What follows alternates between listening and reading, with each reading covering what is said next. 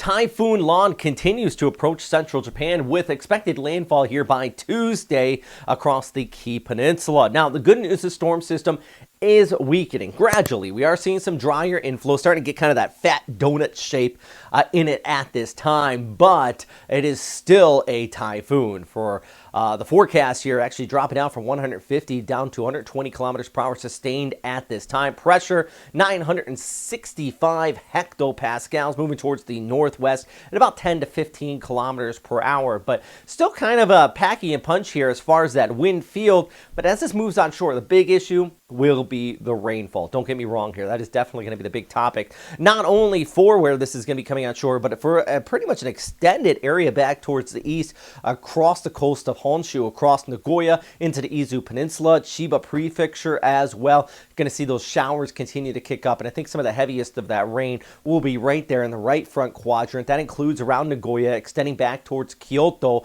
as we go ahead through your day here on Tuesday. Still could be a typhoon, maybe a severe tropical storm as it comes on shore, but the rain, as mentioned, is going to be the biggest issue. And also, this is very volcanic area right in here, so landslides as well could be a threat if this lingers long enough. Before this moves across the Japanese Alps, some of the highest mountains in Japan right there, that's going to kind of just disrupt this and tear it apart before shear really takes a hold of it and kicks it off there towards the north across Hokkaido. A little bit of a closer view, see that tighter pressure gradient.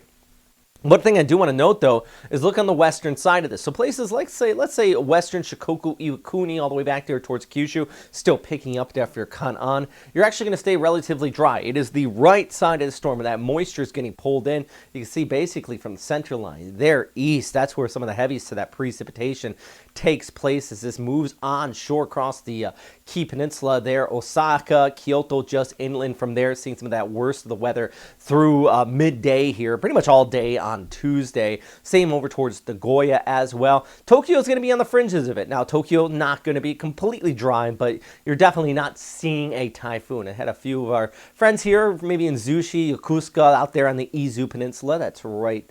Well, that's the Izu Peninsula. Kanagawa, back towards south. You're going to be on the very fringes of this, but you're still going to see some windy conditions, some passing rainfall before our storm kicks off towards the north.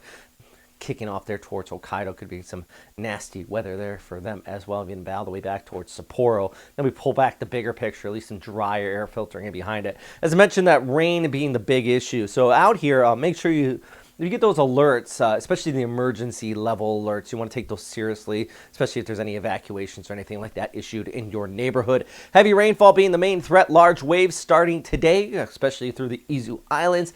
And high winds expected through Monday night and into Tuesday, some of these hardest hit areas. Naha, for example, 30. Still some passing rainfall. Kumamoto at 34. But then here's our storm right there coming on shore here. This is midday, kind of showing you on Monday. Still going to be rather warm, but once that storm kicks on shore, it's definitely going to cool things down just a bit. Tokyo 32, scattered showers here as well on your Monday, Tuesday. Just imagine all this progresses further towards the north, and then we head back towards Hokkaido. 28 cloudy skies, but definitely going to be messy for you as we got through Wednesday by mid-week. At the broader picture, don't forget, we still have this tail of moisture impacting, bringing some scattered showers in central areas of the Philippines, while Dora, Typhoon Dora, only the second storm on record to go from the Eastern Pacific, Central Pacific, all the way out there to the Western Pacific. I find that absolutely interesting. Some statistics there for you guys. Anyways, here's a look at our storm system, just the center, starting to get that donut shaped as far as Lan is concerned. And then I want to show you the good old SpaghettiOs. I haven't showed these in a while. Talking about the long-range forecast, the GFS and the ECMWF have been spitting things out here. Look at this, all the way out. We're looking at 200 hours plus. There's a lot of these red dots popping up. None of them is condensed. None of it is on top of each other. It's kind of spread all over the place. But basically, both of them guidance says, hey, we're late August, early September here. We're going to see a storm system. If it gets quiet for a month straight, I would be completely and utterly surprised. So when people ask me, hey, are we going to see another storm? Yeah, it's very well possible. And it looks like most of the guidance pulls something there into the East China Sea around the southern Japanese islands. Philippines, still, especially northern Luzon, can't get ruled out, but at least for the time being, if we're talking about long-range forecast, things are looking like, yeah, there could be the potential of something forming out there. Anyways, if you guys like these updates, please check out our Patreon. Link is down below.